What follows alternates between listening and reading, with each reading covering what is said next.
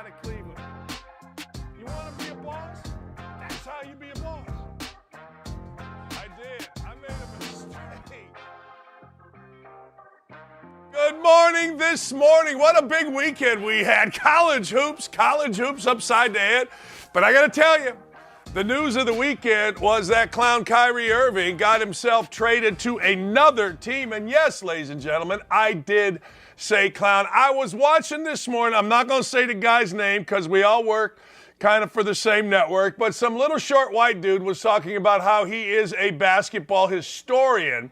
And he tried to tell people that, well, nobody's done the things that Kyrie Irving has done as a guard. And I got to tell you, that's a load of crap.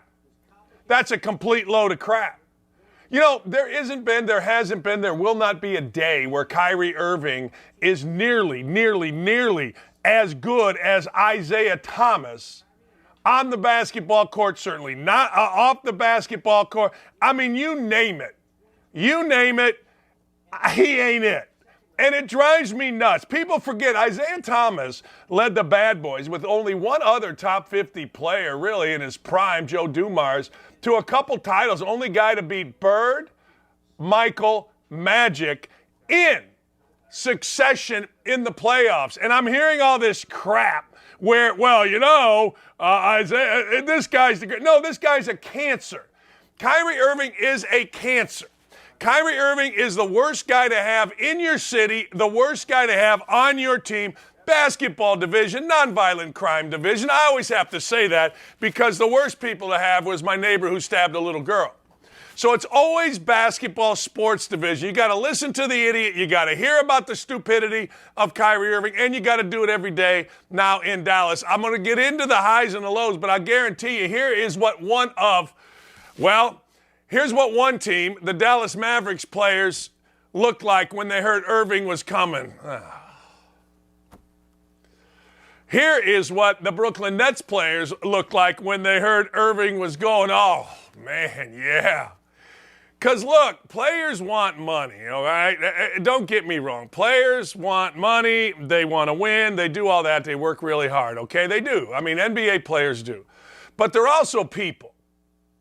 And I can't imagine anything worse than having to deal with some jerk every day in your locker room. Now, look, he was that way at Duke. He was driving around like a Mercedes, and everybody lies about it, but he wasn't going to play. The whole thing at Duke started it.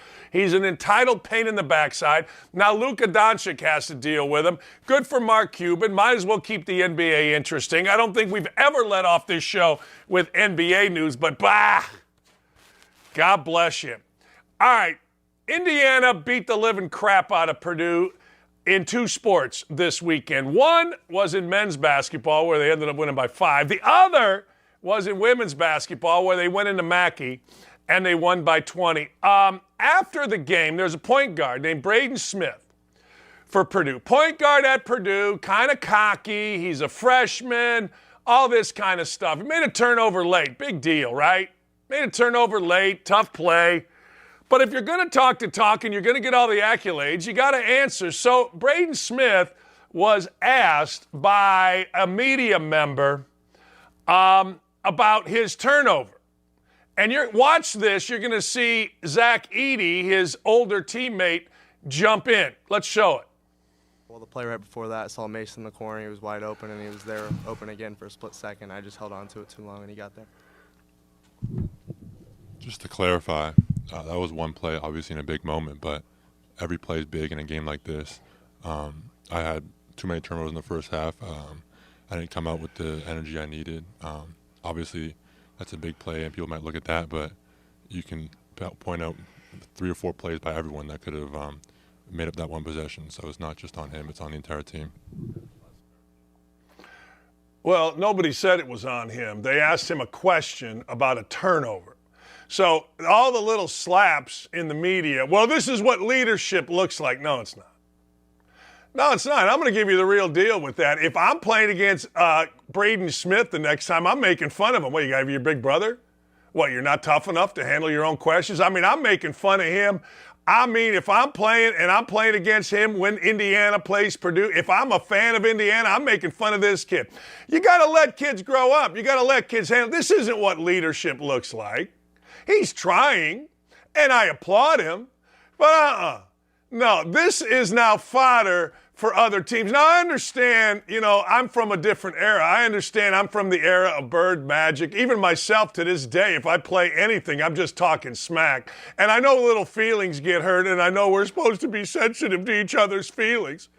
But I got to tell you, I'm just telling you, were I an opponent of that kid right there, Braden Smith, and you can see Braden Smith's like, look, I don't need you to do that. I mean, it's cute that this guy does that, and he was terrific. He had 33 and 18, and he's the voice, and we're all supposed to listen to him.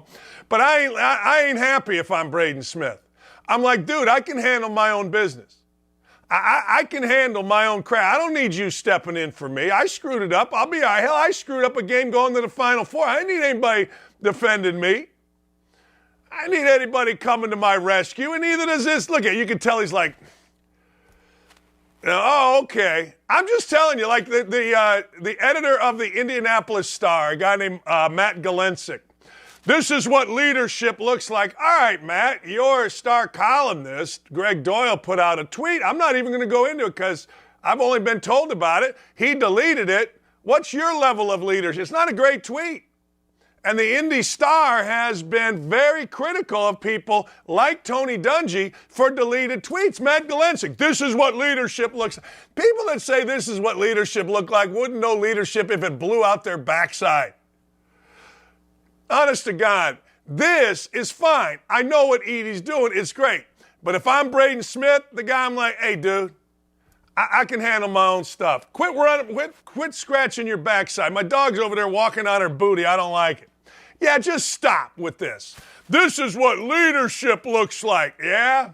I know it is to the modern person. I get it. It does to you. I get it. Well, he's leading his team. I don't need a babysitter, man. I don't need a babysitter. I'm a big boy. I'm a big boy that can handle my big boy business. I don't need that. And I certainly don't need some little Rick Moranis lookalike, as he calls himself, editor from the Indianapolis Star. This is what leadership is. All right, let's see what your leadership is, Indy Star. You're the one that crushed Tony Dungy with an incredibly racist rant from a lily white columnist. Now that same columnist did something. Hey, what are you going to do? Probably nothing. They'll bury it because we know media only comes after us citizens, not after themselves. I digress. All right, but that's crap, and I got tired. This is leader. Yeah. Big weekend in college hoops.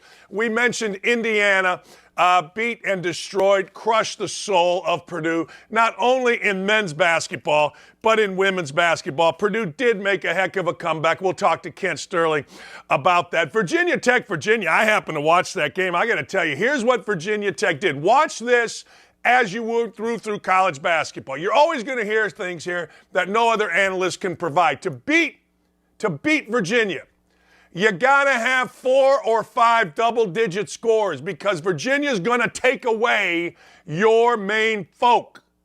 So what did Virginia Tech did? They didn't turn the ball over, only 8 turnovers, and they got 4 guys in double figures. They spread it around. I happened to watch most of that game, and I got to tell you, Virginia did not look like the number 6, number 5, whatever team in the country. They looked like just another group, but that's what Virginia looks like. Tennessee and Auburn was a rock fight, and an absolute horrific no call at the end on a 3-point shot where a dude just steps right into him. Look, of all the calls to miss, there are 2 calls you can't miss. One is a foul on the shooter, and they missed a foul on the shooter. The other is stepping out of bounds. You can't miss those 2. They missed it. Who knows if the guy would have made 3 free throws? They didn't get the chance, and away you go. Gonzaga and St. Mary's. Now, this is interesting. Remember, we talked about this a few weeks ago. It used to be Gonzaga, St. Mary's, everybody else, but all of a sudden now, you've seen some guys come into that league. Randy Bennett's been in the league to coach at St. Mary's, but now you've got Santa Clara playing great. You've got Loyola Maryland. You've got a league that is slowly being elevated. Actually, maybe not even slowly. I'm watching that game. Next thing you know, Gonzaga jumps out to a big lead, but I swear to God, you could feel it. You could feel it in that game. Here we go. Here's what happened. They were able, they being St. Mary's, to double Drew Timme and did it strong and did it tough and didn't let him out. What happens in a double team is one guy's got to take this shoulder, one guy's got to take that shoulder, and the combination of the two have to take the middle. So he can't go this way or he can't go that way. And that's what they did, and they did a great job of it. Kudos to Randy Bennett and their crew over there at St. Mary's. Texas and Kansas State, unwatchable. Duke and North Carolina. Duke and North Carolina was interesting from this perspective. It wasn't interesting. I'm sorry. It wasn't interesting. Duke and Carolina without K, without Roy, is one team, that team being North Carolina taking bad shots, and the other team, that team being Duke, is smug little D-bag looking guys. I'm sorry, but that's what it is. And then you look in the crowd, it's not interesting anymore. I hate that too because it's a great rivalry, but I got to tell you, that when I feel this way, that's the way the general basketball public feels. I don't know about you, but at least in our world, Indiana-Purdue was the game, and let's take that game out of it. And that game was only a game because Purdue's number one in the country. I mean, Indiana celebrated like it was 1987. But I got to tell you, Indiana's sitting there 7-5. If Purdue was sitting there 7-5, that game had no juice. So make no mistake, that was because Purdue was number one. That's it. Had nothing to do with Indiana. Other than this, the crowd at IU was spectacular. It was a throwback to a day when Indiana basketball meant everything to everybody. But Duke Carolina, I don't know about you guys, but I didn't feel it. Duke's got good players. Flipokowski or whatever the hell his name is, Jeremy Roach, Livery. They're good players. Fantastic players on both ends, don't get me wrong. Don't get me wrong even a little bit, honest to God. But the truth of the matter is, it just didn't have the same cachet, and that's what college basketball is. See, NBA basketball is about the players. The coaches are a side note. Now, when Pat Riley was rocking the hair and the suits, and okay, but truthfully, they're a side note. How good is Greg Popovich now that he doesn't have a squad? Not very good. Nobody cares about it. He's just an old man drinking expensive wine. All right. College basketball, the coaches are the thing. They are, period. They are the thing. And frankly, without Kay, without Roy, didn't have that much interest to me. I'm going to get into a couple things. We're going to talk to Kent Sterling coming up here in a minute. You know Kent from, KentSterling.com, WGCI here in Indianapolis. He is one of the foremost authorities on all things Indiana. But back to now, let's go to the Pro Bowl. I want to get to the Russian balloons in the next segment, or the Chinese balloons in the next segment, because it's too delicious, the Chinese balloon flying over our country, being shot down after it got all of its wares. But I want to go to this. The Pro Bowl game yesterday, the format. Fine. I don't know. What'd you think? I'm going to go to the YouTube chat on this. Fine. Peyton Manning and Eli, I get it. They want every dime. I get it. They want every cent that we own. They want every commercial. They want every opportunity to be on our television. I understand it. I swear to God I do. But I got to tell you, fatigue, baby. Fatigue. Peyton, I know every time he says, "Look, God, that Peyton is the funniest son of a bitch I've ever seen. He's so funny, I don't even know what to tell you, man." He said, "The." Ain't nobody says "the" like Peyton Manning. And then Eli's raised his profile exponential. But I got to tell you, this is just my thought watching the Pro Bowl. I loved watching the girls' game because I was watching with my wife and we were talking about what position she would have played. And then the Pro Bowl game itself, I didn't care about it. Guys could throw a dodgeball. Yeah, Rod, great fight. See, Peyton Manning coming out there and all that kind of stuff. And Peyton Manning, I know, particularly here in Indiana. Peyton said, "Oh, that son of a gun is so funny. I can't stand it." Just be careful, Peyton. Just be careful. A little overexposure. All right, the great Kent Sterling. You see him, you know him, you love him. Big weekend in the great state of Indiana. I'm going to get into the Colts with Kent as well. IU absolutely demolishes Purdue. I'm going to say demolishes in men's and women's basketball. Men's first. What did we take out of the IU-Purdue game? You know what I loved about that game, and the moment I loved was at the end of the first half when Purdue cut it to 11. Lawyer hits a three with like 1:11 left, and then Indiana kind of got back into it, and they bumped that lead up to 15 instead of letting it come down to 7. I think that's where they won the game. I think it was in the last minute of the first half. I thought they played really, really well. I thought the crowd was great. I think the crowd sometimes gets overplayed, but that was a really, really good crowd that I think had a significant effect, especially on the freshmen for Purdue. I loved every minute of it. I want to go to the crowd for a second because I know Edey played great, but there was a stretch in there when Indiana kind of took the game out where first time I saw him bobble basketballs. I mean, I was in that gym 17 years, been in that series 40 times, and I can tell when a dude is shook. I felt like for a minute, and then he got it all back, and he was sensational. The other side of it, I thought the crowd helped Indiana's defense. I thought every dude had an obligation to play as hard as the crowd was cheering.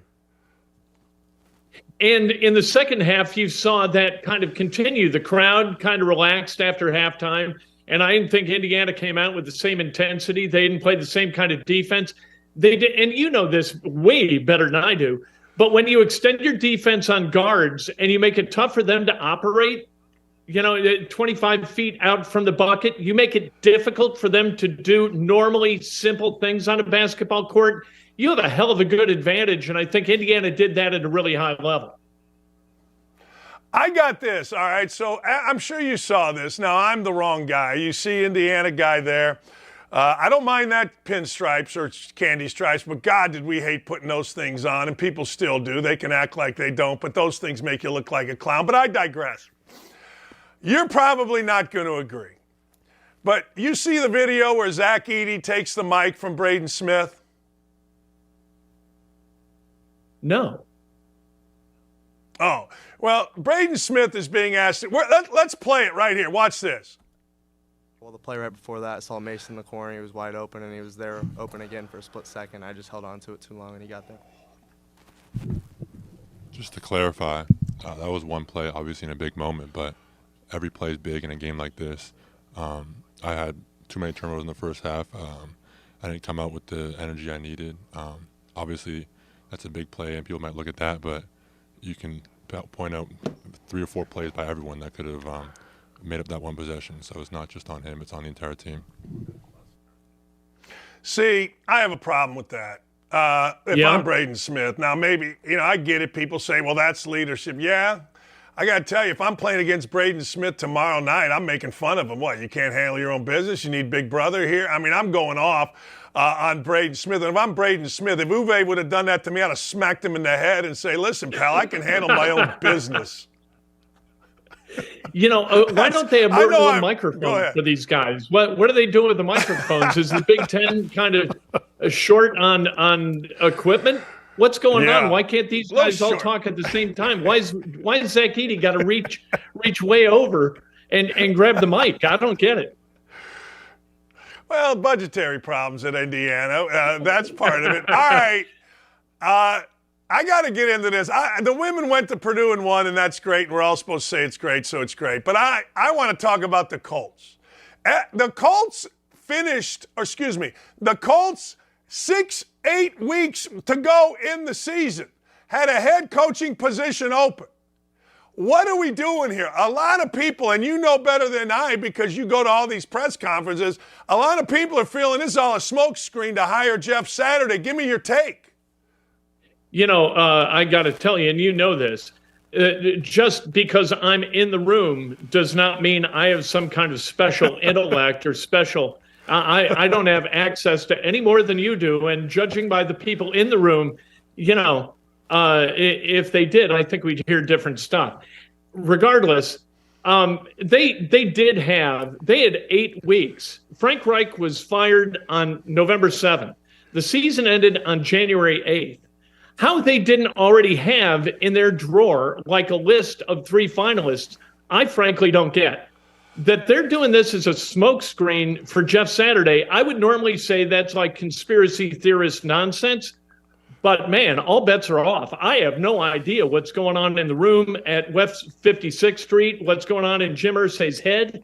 I have no idea. I hope they hire either Callahan or Steichen, because those are offensive coordinators, and offensive coordinators seem to get it done at this point in the season. Late in the playoffs, it seems to be offensive coordinator against offensive coordinator. Not a lot of defensive coordinators in the playoffs, at least late. And so if they're not going to hire an offensive coordinator, what are you going to do? How do you help people who are that obtuse about the process and of hiring a coach and then landing on the right one? Jeff Saturday is way not it. Jeff Saturday is a wonderful dude, but he's not a head coach in the NFL. He showed it. Like, he showed that he wasn't. A coordinator hasn't showed it yet. You understand what I'm saying? Like, they were one game out of the playoffs and became a freaking mess. So, to your point, if you hire an offensive coordinator, I guess you don't know what you're getting. You do your best to find out. But with Jeff Saturday, that was 8 weeks worth of work, and it got progressively worse and horribly bad. In the unknown, there's hope. Jeff Saturday is a known, right, and there is no hope with the hire of Jeff Saturday. There's all kinds of hope with change, and that's the currency of the Colts, and that's the currency of the NFL.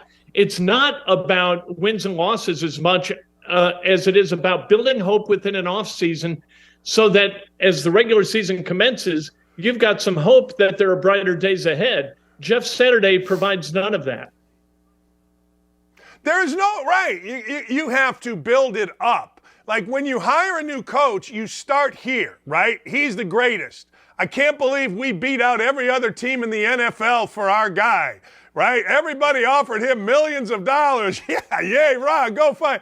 Well, Saturday, you got to say, okay, well, yeah, I know, but, and you see what I'm saying? You gotta build it from the depths.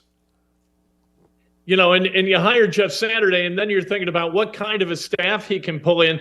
There isn't anybody in the NFL who doesn't know that Jeff Saturday is not ready to be a head coach. Maybe one day he could be a head coach. I don't know, but he's not a head coach today. So what kind of an offensive coordinator is he going to get? What kind of a defensive coordinator is he going to get? What about, are you going to rely on Colts alums who have great personal affinity for Jeff Saturday to fill all those roles?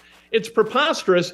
And Chris Ballard knows it. It seems like everybody in town knows it except Jim Irsay, and we're not quite sure whether he knows it yet because the Colts, to their credit, they play it very close to the vest. There's not, like Chris Ballard isn't on the phone to the guys in Bristol or the guys at Fox saying, hey, here's what we're thinking about doing.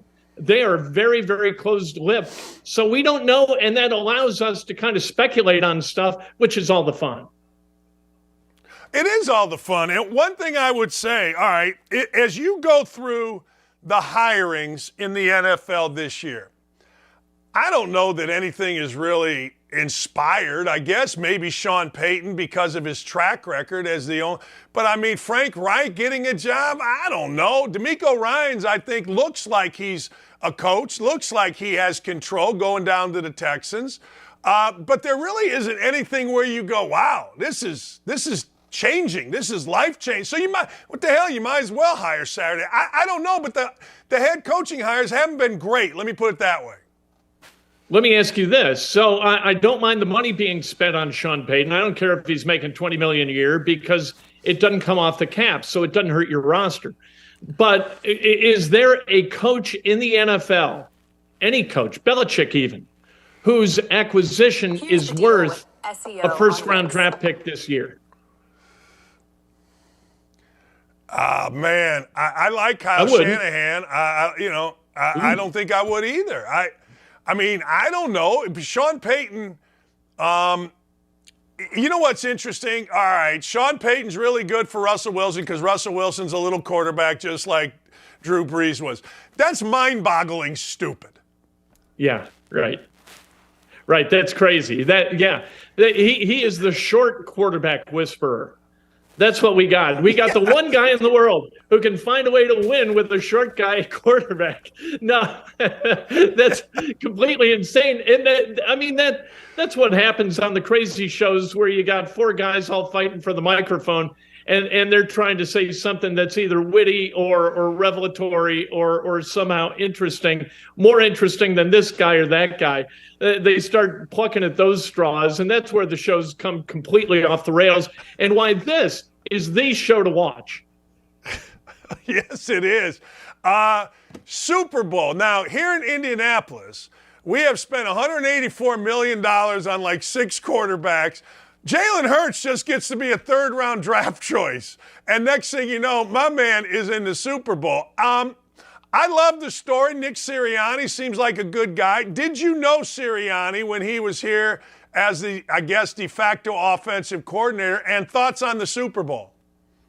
You know, I did like Nick Sirianni, but it goes back to something that you always say, and that's that the coaches, they use names to try to engender some kind of, affability index points with the guys who are interviewing him. Nick Sirianni always used my name. It was always like, well, Kent, that's a good question.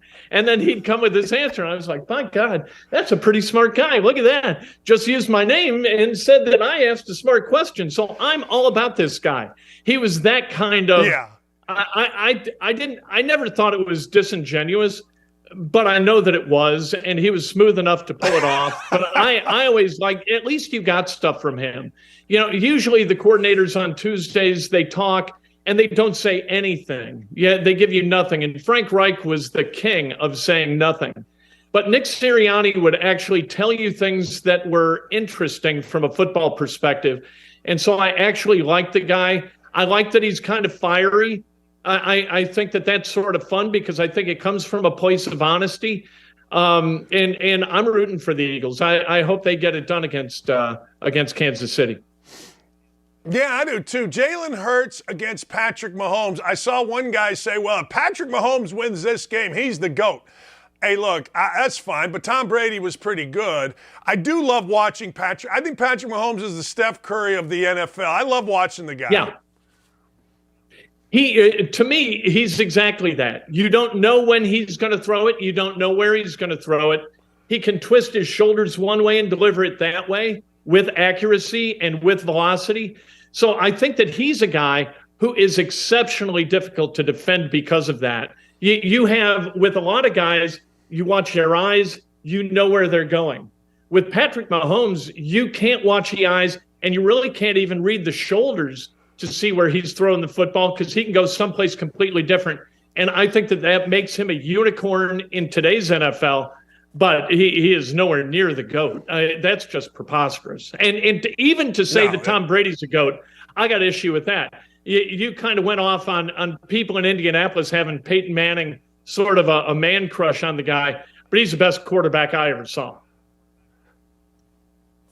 Hey, I'm not. I think you can't make that point. I notice I said can't make that point, but you did, so that's solid. I got no problem with that. How do you say Peyton Manning is the best? How do you argue that? I would sit in a section that was immediately behind the goalposts at Lucas Oil Stadium, and the way he would deliver the football and run that offense with a minute and a half left in the first half or a minute and a half left in the game. And you knew where he was going to go. I think the defense knew where he was going to go, but he went there anyway, and he got the ball in there, and he moved that team through his own kind of inertia down the field for scores in late game situations, in late half situations, in a way I've never seen anybody. Like I can tell you a bunch of great comebacks by the Colts and great throws by Peyton Manning. And I can tell you one great comeback from Tom Brady, and that was in the Super Bowl against the Falcons. But did he have a signature throw? Did he ever, through the force of his own skill or talent, deliver a win for the Patriots? I can't remember that happening. They always had a really good defense. And Tom Brady, I think, because of his early career success, became a guy who he believed in himself so completely he was able to do it. But for me, I take Peyton Manning. I think he took mediocrity and he elevated it to Hall of Fame status. I don't think we're talking about Reggie Wayne maybe going in the Hall of Fame if not for Peyton Manning. Same thing with Marvin Harrison. Well, then let me ask you this question. Peyton Manning, 14 years in Indianapolis, 2 Super Bowls. Peyton Manning, 4 years in Denver, 2 Super Bowls. Did Indianapolis, Bill Polian, Jim Irsay at all fail Peyton Manning? Wow, that's a great question. I think Bill Polian's recipe for championship-level football was flawed. And you saw it in Super Bowl after Super Bowl after Super Bowl. I mean, his teams went to it 3 times in Buffalo. With the Panthers in year 2, they go to the NFC Championship game. The Colts go to 2 Super Bowls, win 1. I think that his sort of recipe for building a roster was a little bit flawed. But, man, that was regular season success, the likes of which the NFL's never seen. I got a hard time crapping on Bill Polian about the way he put together a team. I do too. I do too, but when you just look at it, it was like, I always said this, North Carolina would go to Final Fours and they would make it look easy. They just went. At Indiana, for us to get to a Final Four, we had to overcome all the crap, all ourselves and Knight and all. They made it easy in Denver for Manning to go to the Final Four or to the Super Bowl like North Carolina. The Colts was always difficult like Indiana. That's how I look at it. They just made it easy. Hey, Peyton, come on. I know you can't turn your neck, but we'll go to the Super Bowl anyway. Screw it. Let's go. It's unbelievable. You know, I think that there are people in life who make things harder for themselves just so they can, and I think that Knight was one of them. I think Polian's another one. You may be another. Although I got to tell you, your life is one to emulate more than it is to be repelled by. I got to be honest with you as your friend. But Polian, I think, made winning more difficult in the playoffs than it had to be. And you always saw it. I saw it before the Super Bowl that the Colts played against the Saints. Like Manning walks in, he's all stern and gruff and, looks like, oh, this is the biggest game of my life. And the guys like the Saints walk in like, what do we got to lose? Let's go play some football. Those teams that are relaxed but focused, I think, tend to be teams that are tight. And Bill Polian made the Colts tight. And I think sometimes Bob Knight made Indiana tight. I agree with that. I think that's a great point. Because, again, and I understand that the world is different. I understand, you got to go through the Patriots, and he was trying to go through Brady. But I swear to God, it was all of a sudden get with the Broncos, and Peyton Manning can get it done. Last thing before I let you go, 2 questions. 1, who do the Colts hire? 2, who wins the Super Bowl? I think they're going to hire Shane Steichen, or they would have made the hire already. And I think that the Eagles are going to win the Super Bowl. I think that the Eagles beat the Chiefs. Chiefs are likable, but I think that the Eagles are just so talented on both sides of the ball. They got talent up front. They got talent on the edges. And before I go, I want to thank you for doing what you did Saturday night, raising the $40,000 for kids in Indianapolis to have bicycles and making it easy for saps like me who want to give money but don't have the energy to go find out who needs it. You made it easy for us to give a bike to a kid, and thank you for that. Well, I thank you for coming. I thank you and the lovely Julie Sterling for supporting it. I mean, we can have a bikes program, but if nobody supports it, then we're sitting there going, hey, what the hell happened around here? So it was a fun night. By the way, Fantastic Cat's pretty good. I mean, they're not bad. They were not good. A bad listen. They were good, and we learned from the opening act, don't tell stories about murdering dogs if you want to win over an audience. That was a mistake. I didn't Everybody know. just looked at each other and went cold toward the guy. I felt so bad for him. He seemed angry to me. I call people underlying angry. Externally, they're this, but underlying, there was some bitterness. He was the Lewis Black of musicians. Yes, that's right. Oh, man. Go to KentSterling.com. Follow him at Kent Sterling. The content is incredible. Thank you, my friend. Thanks, brother. See, I love guys that have enthusiasm. I mean, you bring Kent on, and he's going to tell you what he thinks, how he thinks, and the way it should be, damn it, because he and I know the way it should be. Some of you are learning the way it should be. We know how things are. And I'll tell you something else. There hasn't been a day in his life that Kyrie Irving has been, whatever the hell his name is, has been as good as Isaiah Thomas. So all you little white guys on TV, stop saying you study basketball and you've seen Kyrie Irving do something that no guards have ever done.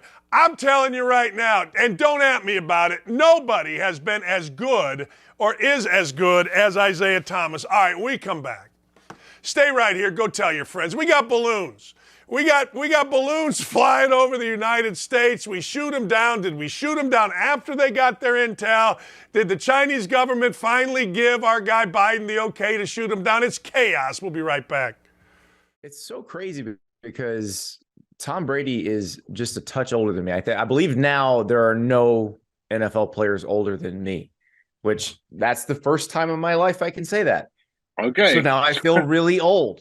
Now I feel truly and really old.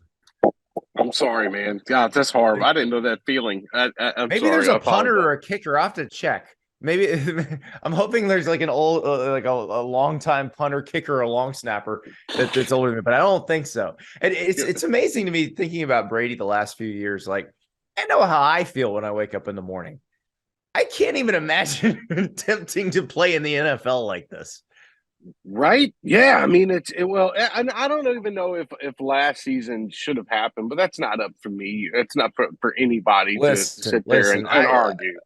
I don't have the drive Tom Brady has. I'm very willing to admit that. Right. It seemed to me, just as an outsider with no inside information whatsoever, that he retired and that he engaged in normal life for the first time in a long time. Was like, yeah, this sucks. I'm getting back to the NFL. I don't like the daycare thing. I love my kids, but I don't like dropping it off. I don't want to go play pickleball at 3:00 in the afternoon. Like, let's get back to normal. But it'd be interesting. Like, I don't know if we'll see another quarterback take it that far, Andy, in the NFL. Like, he really pushed got the Aaron limits, Rodgers, right? Yeah, you got Aaron Rodgers gonna be 39. You got him hinting at retirement now, and it does feel like the game's maybe taking a little more toll on his body than Brady. Maybe there's some ayahuasca that'll fix that, but it's crazy that it lasted this long. I mean, I think back to how much my life is. I graduated college in 2000.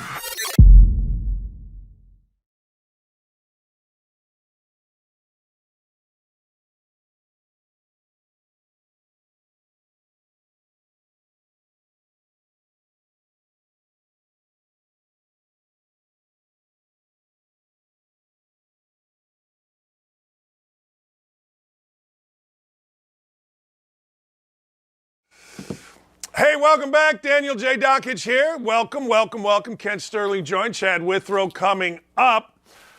Tim Barker coming up, who is the number 3 guy, the number 3 bet guy at, listen to this, at freaking DraftKings. I mean, you got to do some serious gambling to be that dude, so can't wait for that. All right, we all saw this. We've already talked about Kyrie Irving. Don't at me about Kyrie Irving. No chance. He's screwing up the Dallas Mavericks organization. He'll be good this year, and then he'll be a pain in the backside. All right, let's talk about some things here.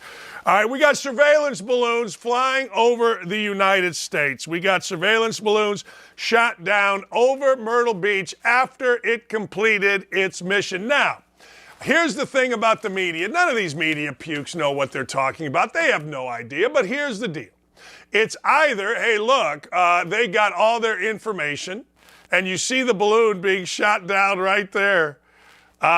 Look, and then guys are all excited. Now, if I was the guy doing the shooting, but here's the deal. Was all the information that the Chinese government was looking for, was it all, ladies and gentlemen, was it already there? Did they already get it? Did they already transmit it? Why are we allowing this? And I agree with a few people that said this. Don't tell me that if Donald Trump were the president, he would have allowed a balloon to fly across the country. No. If Donald Trump were the president, there would not be a balloon thinking about flying across the country. Now, Biden and his crime family have said that, well, this happened during Trump's time, which is a complete lie, and everybody knows that. All right? That's right. Everybody knows that it would not have been allowed, and everybody knows that they, the Biden crime family, are lying about. All right, let's see this other video. Being Libertarian had something to say about this. We got video for you today. I like video. This is from Raw whatever alerts. There's the balloon. But we got more video for you. Let's see this one. The next one.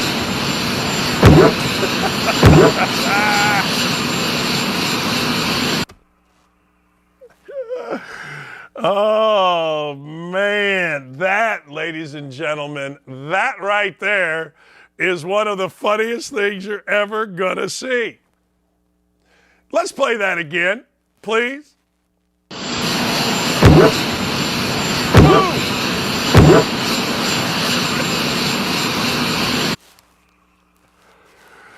Oh, my God. You all elected that guy. 84 million votes. Well, that just shows how bad the other guy is. Right. Can we show that one more time? I'm just getting a kick out of it. Jennifer sent this to me. Boom! Boom! Boom! Get up, Joe. Joe. Get your ass up. Get up, Joe. Get up, Joe. Come on, Joe. All right, we got another one here. This is from Rye Cunny. Get up, Joe. There he is. Whap!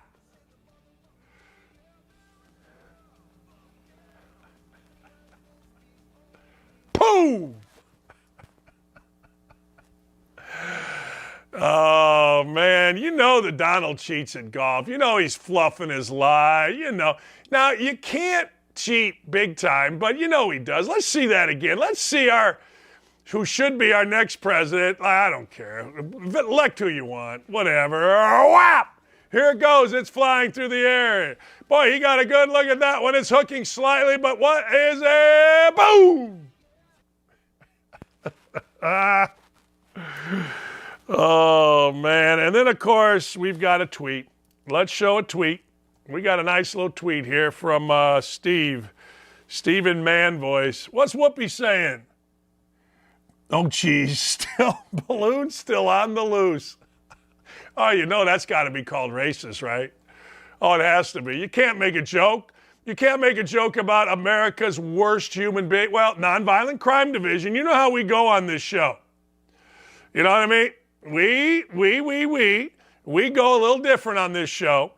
We don't care if you call us ists. We don't care if you call us obics. We don't care. Whatever you want to call us, I'm all in on it. But that balloon is still on the loose. Oh, man. Dan, the prevailing winds took it all the way across the United States, but was there any chance this was a test for a delivery system platform for some other sinister person? Yeah, I would imagine let me put it to you this way. Let me just put it to you this way about the balloon. It's up there for a reason. That's all I'm telling you. Now, you guys can get mad at me, glad at me, angry at me, or sad at me, but it's up there in the sky over the United States from China for a frickin' reason.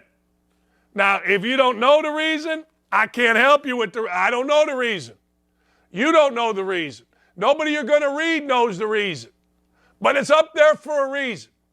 And it went directly across the United States for a reason. And if the United States government was so concerned about it and they had done their job, it could have been shot down over the Pacific Ocean before it made its way into the United States. Those are questions that need to be asked. Why was that balloon allowed to make it all the way across? Well, we had to wait until it was over water where we could go get it. Really? Well, it was over water before it entered. It was over water on that side, the west side of the country. I don't know why I'm pointing that way. That's, I think, south. I'm not sure which direction I'm currently facing. But it was over water that way, was it not? And I don't, I don't know. We could have shot it down. These are the questions that need to be asked. Dan, talk about the 575 satellites that China has orbiting too. Okay. Hey, Greg, they have 575 satellites, but none are a balloon very eerily crossing the United States, where a general said, well, you want to know what's going on? You can just look up in the air. Greg, you defending that, thank you for being here, but you defending that, good for you. I love the fact that people will defend complete and utter stupidity. It's one of my favorite things based on politics. You defend stupidity based on politics. It's one of my new favorite things. Well, you know. All right. News from the NBA continues. I don't like this. Steph Curry is expected to be out through the All-Star break. He injured his left leg Saturday. The All-Star break's in a couple of weeks when everyone gathers, acts like idiots, and tries to out-cool each other. Steph Curry is going to be out. They are 7-8, the Warriors are, without Steph Curry. Let me ask you a question. The Warriors with Steph Curry are 20-18, 7-8 without. They're one game over 500. Isn't Steve Kerr the greatest coach in the history of the world? Isn't he supposed to be? I'm just saying. Isn't he? See, anybody that comes back at me and says, well, that's your boy Trump. Trump isn't my boy. I didn't vote for Trump. I just like the fact that our borders were secure. I like that we did not hear the word inflation. Gas prices were at $1.79, and everybody was in fear of the United States. That's all I like. He's not my boy. I didn't vote for him. I voted for this guy. So people always go back to your boy Trump. It's not my boy. Not even a little bit. Not even close. I think he's a pig. I've always said he's a pig. But I got to tell you, sure felt better being in America then than it does now with things flying over. Anyway, back to Kyrie Irving and back to Steph Curry. I would argue this. I would argue that Steph Curry, at least in the playoffs, is the best player in the NBA. I would also argue that Kyrie Irving has never been as good, nor will be ever as good as Isaiah Thomas. I will also argue this. Do you remember, as we continue with the NBA, I want you to remember this. Do you remember when LeBron James, Frank Vogel, Anthony Davis won the NBA championship in the bubble? Do you guys remember this? Do you remember when that happened? As soon as that happened, and during when that happened, Frank Vogel, the coach, the non-playing white coach of the Los Angeles Lakers, was blasted mercifully by the NBA media. I mean, unmercifully. They came at him and came at him and came at him. It was interesting. It was fascinating to watch. A guy just won a championship, and yet the NBA media can't stop criticizing Frank Vogel. Well, fast forward. Why isn't the NBA media criticizing Darvin Ham? I don't know. Last I looked, and I'm looking around, I'll look at it right now for you. The Los Angeles Lakers are 25-29. The Los Angeles Lakers are 25-29. Why isn't anybody criticizing Darvin Ham? You know the reason, baby. Darvin Ham hasn't won squat. Darvin Ham didn't do I almost swore. I'm trying not to swear. Darvin Ham, my backside. But guess what? Guess what, ladies and gentlemen? I don't hear a word about Darvin Ham. Darvin Ham doesn't know his backside from third base. Apparently, he's got the world's greatest coach or player. He's got the guy that everybody says is the GOAT. Why no criticism of Darvin Ham? It'll be interesting to listen, because the truth of the matter is it's all a lie. Everything you read is a lie. The easiest guy in the world to criticize is the middle-aged white guy. Middle-aged white guy on TV right now, Adrian Wojnarowski. Who did he criticize? Middle-aged white guy, the congressman. Easiest people in the world. I'm not saying it's hard being a middle-aged white guy. I'm not feeling sorry for nobody. I'm just telling you it's the easiest group. Why no Darvin Ham? Darvin Ham is like, I don't know, none. He stinks. I mean, can't win. I mean, cannot win. Frank Vogel won. But yet Frank Vogel got criticized. Explain it to me. If that's not the reason, then explain it to me. Ham loses. No criticism. What aboutism? You watch. I can't wait to put this out. People are, well, you know. What? No, I don't know. Please explain to me. Please explain to me why LeBron James, playing for Lakers and LeBron after Irving traded to Mavericks, 29 or 25 and 29, 13th in the West. Not one word about Darvin Ham from white media. Of course not. Hell no. When Darvin Ham got hired, I'm like, he ain't getting it done. It wasn't quite to the level of Charlie Weiss. When Charlie Weiss got hired, I literally said to two Notre Dame friends, you just hired the absolute biggest idiot that you could possibly hire. Darvin Ham wasn't on that level. Nobody's on the Charlie Weiss level, but nobody wants to play with LeBron. Nobody wants to come play for Darvin Ham. No one's interested in going to what we all consider a great city, L.A., and LeBron is putting out tweets saying, well, was it me? Yes, it was you, LeBron. I'm just asking. I am just asking. Why is it that no Darvin Ham criticism? He sits on, I watched the game the other day. He didn't know where he was. He didn't know his ass from third base. Maybe Darvin Ham is fully vaccinated. That's all you need to be in this world. Give me a fully vaccinated coach, and he's good, at least here in the great state of Indianapolis. We're still waiting for the Indy Star. The Indy Star had its star writer send a really eerily ridiculous tweet, deleted it quickly. I don't have the screenshot, but I got numerous people confirming it, and nothing. Not a thing. I'm sure that means there will be an attack on me soon. But I got to tell you, we're waiting on it. All right? Couple of other things. When you go on TV, wear dark clothes. Don't wear white. That's one. Two, Jalen Hurts. I have a list of favorite athletes. And that list of favorite athletes includes certainly Michael Jordan. I love Magic Johnson. I was never a Larry Bird guy. I always thought, okay, Larry Bird, you're great. Well, wonderful. But I was never that big a Larry Bird guy. Magic Johnson always had an enthusiasm about it. Everything that is ever accomplished is always done with great enthusiasm. I paraphrase. Nothing great is ever accomplished without enthusiasm. I'm talking Ralph Waldo Emerson right now. All right? But Jalen Hurts got benched. Jalen Hurts played. Jalen Hurts transferred. Jalen Hurts snubbed. Jalen Hurts snubbed again. Carson Wentz was the quarterback. Hurts had to sit. Jalen Hurts got his chance. Jalen Hurts in the Super Bowl. Teach your kids that. Actually, kids, teach your parents that. Teach your parents that it's okay. It's okay to fail. Michael Jordan didn't get cut from his varsity team as a sophomore. He played JV. So did I. Ended up playing at Indiana. He ended up being an all-time great. There's no sulking. There's no whining. There's no crying. That, ladies and gentlemen, is why I love Jalen Hurts. It is. It's why I love Jalen Hurts. Jalen Hurts took his blows, took his punches, took his pops, took his shots. And next thing you know, boom, Jalen Hurts stood tall, and Jalen Hurts is now leading a team into the Super Bowl. How about them apples? How about that? That, to me, is something I'm going to be talking about with Chad. That, to me, is going to be something that I'm going to talk about all week long. I am, because that's important to me. Now, Patrick Mahomes.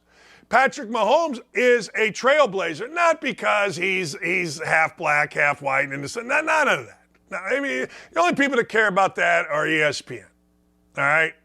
Here's why Patrick Mahomes, when Patrick Mahomes came out, I want you to think about this. Big 12 quarterbacks, nah. In fact, Cliff Kingsbury, the coach of the Arizona Cardinals, was one of those, nah. Yeah, it's a Big 12. Yeah, we don't care. So Patrick Mahomes, because of that and the stupidity of GMs in the NFL, drops Mitchell Trubisky because, Well, of the stupidity of GMs rose up. Patrick Mahomes is a trailblazer in the sense that he's kind of the first guy in the modern Big 12 era that came out of the Big 12 and showed that the numbers that he had in the Big 12 are dynamite and not relevant, but yet he's relevant, good enough, dynamic enough to lead a team and possibly become the greatest quarterback of all time. He was the first guy. The Woods is full. Remember David Klingler from the run and shoot? He was at Houston, wasn't the Big 12, but you get my point. My man Mahomes was the first guy that said, screw this. So this is what interests me at the quarterback position. I understand. Look, I understand. Okay? I get it. I understand that the African-American 2 quarterbacks is going to be a deal. It's not for me. And maybe that means I'm a ist. What is for me is what both overcame. They both overcame. They both had great fathers, right? They both overcame snubs. One, his own college team. And I don't know about you, but have you seen this? Have you seen Nick Saban backpedaling like crazy to talk about Jalen Hurts? Oh, it's glorious. Maybe we'll show it by the end of the show. Oh, you'd think Nick Saban was, I don't know, the all-time leader, all-time greatest, never got benched. Nick Saban's doing what Nick Saban should do, cover his backside for benching Jalen Hurts. Pretty good. All right, we got a big show. We come back, I'm going to tell you again why Kyrie Irving never had a day in his life as good as Isaiah Thomas. Chad Withrow's going to join us. Man, there's some interesting stuff. There's some interesting stuff about this Caden Rashada. He's a quarterback and his recruitment. We're going to get into that. OutKick 360 will be at Radio Row. Looking forward to them and their updates all week. We got a monster week for you. I get it. People are mad at me. I understand it. I totally do. Dakich doesn't like Bird because he snubbed IU. I got to tell you, that couldn't have less of a fact. I could care less. Why would I care about that? Why would I care? Man, I ref some games in Arkansas a little, and I would love for people to hear how it really works. Okay. All right. Yeah, Sean Black says Jalen Hurts got better under Lincoln Riley. Sure did. Sure did. Man, yesterday, last thing. So Indiana beats Purdue. It's the biggest game in the Big Ten all year. And when I turned on the Big Ten Network, some guy named Trent Meacham, who is that? Rashard Davis or somebody Davis. I guess that's a Purdue guy. Why not Dane Fife? Free Dane Fife. We got to get that hashtag going. Free Dane Fife. It'd have been nice to hear from somebody on the Big Ten Network with Indiana ties. And I'm not shilling for me. I'm shilling for Dane Fife. Free Dane Fife. You come to this show, you get a lot of great stuff. The YouTube chat is pumping. Indiana is 2-1 against Purdue.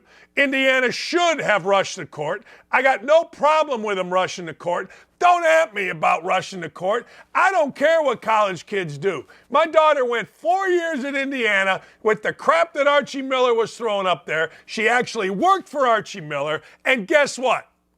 Never had a rush the court or go to the fountain game. You're damn right Indiana should have rushed the court. Absolutely. Rush it again. Hey, I think they play Rutgers on Tuesday or Wednesday. I don't know. Rush it again. Absolutely. We'll be right back. I witnessed, Dennis Price and Sea Spray and all these people just do such amazing things, and we continue to get asked about Afghanistan and what we didn't do in Ukraine. Like, why would you, beyond Aziz, it's no brainer why I would go help Aziz. Why would we continue to help these people? And I think the easy answer is the right thing to do. When the governments of the world completely failed, including our own, it was very discouraging. But what brought me hope was to see that when the governments of the world failed, good people stood up and did what the governments wouldn't do and couldn't probably do, and did the right thing. And that was really encouraging for me, because I think all of us kind of struggle with hope in our country right now because of the political divide. And things that we don't agree with. But it was really hopeful to see that when the governments don't do the right thing, people do. And one of the things myself and Seaspray were asking this in this interview was, why would you do it? And of course we said, because it's the right thing to do. But Seaspray was asked a question that I think is important that we can all learn from. He was asked, was it worth it? Was it worth it? And he said, it doesn't have to be. It doesn't have to be worth it to do the right thing. And whether it's something like this or in your personal lives, like, I think we all have the ability to do the right thing in our own little spheres of our life. And we always try to balance the ROI. Like, what are we going to get out of it? What's the return on investment? But it doesn't always have to be worth it to do the right thing. And in this case, I don't know if it was worth it or not. I thought it was worth it to Aziz and his family and the 17,000 Afghans. And I believe that burden God put in our heart. I think it was worth it to God for us to be obedient and go do that call. But I think the world could learn something from this, that there is hope, that there's good people around who will stand up and do the right things. People that supported us were not people that I typically agree with. There's a lot of people that follow me on Instagram that hate me and bash me for my conservative views and stuff like that. But they were writing me like, hey, I don't like you, but what you're doing is awesome. And where can I support? Where can I give money?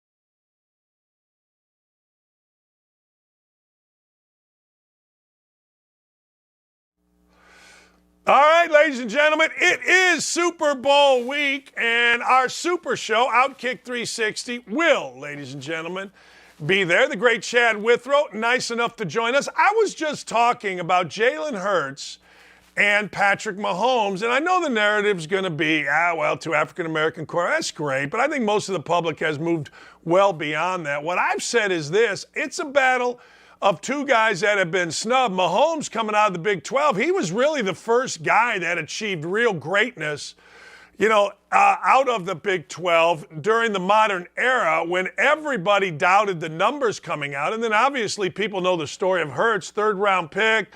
He got benched by Nick Saban, who, by the way, Chad, Nick Saban is like backpedaling big time. He's making videos about Jalen Hurts. He's putting it out there. That's what I see in this quarterback matchup. Yeah, it's really is a story of perseverance in different ways with both guys. I agree with you, Dan. The Mahomes thing is really interesting because we all saw the talent at Texas Tech, but the knock would be, okay, what has he really done? What has he really won in his time there, right? And I look back now and I think, well, how much of that was Cliff Kingsbury and not Patrick Mahomes when you see his tenure with the Cardinals? So I kind of chalk that up to Kingsbury more than Mahomes, but he was passed over by a few teams, and now he's on a path to, if anyone's going to challenge Tom Brady that's currently playing, it's probably Patrick Mahomes, even though I don't think he has a chance to do that, but he does have a chance to get Super Bowl ring number 2 this upcoming weekend. And then with Jalen Hurts, he gets benched for Tua Tagovailoa. This is very much revisionist history with Nick Saban and a lot of Alabama fans, too, that want to claim Jalen Hurts. And I'm thinking, no, you don't get to do that. When you bench a guy to put in another guy who's a top pick, and then that guy, helps you win a national title, too, you don't get to say, oh, well, he's an Alabama guy because he was there longer than Oklahoma. No, he's a Lincoln Riley guy. He's an Oklahoma guy. But I think it is a good lesson in some of the best quarterbacks ever. They've got a backstory like this, where they weren't handed everything. It wasn't always about success. They weren't always the best. And I think both Mahomes and Hurts are great examples of that. I agree. Look, I get it. You got a week and everybody's going to talk about and make up whatever they can. But I think those two guys, no sulking, no complaining, just going out there and getting stuff done. I think it's fascinating. Also, relative to the Super Bowl, I always say this, and we already saw it with one Eagles player, but people ask me all the time about bets, and I always say, wait a second.